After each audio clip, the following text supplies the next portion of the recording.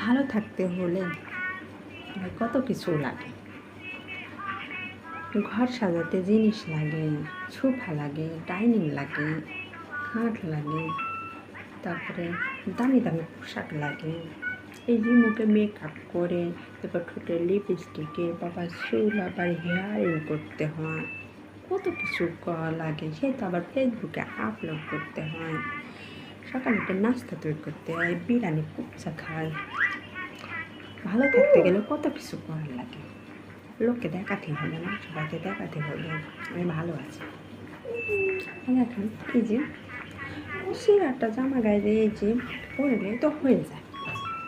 সকালে একটু ডাল ভাত খাবো, দিনে একটা বাড়ি করে সেখানে থেকে একটু সুখে থাকা হয়ে আমি কত শান্তিতে ঘুমাতে পারবো।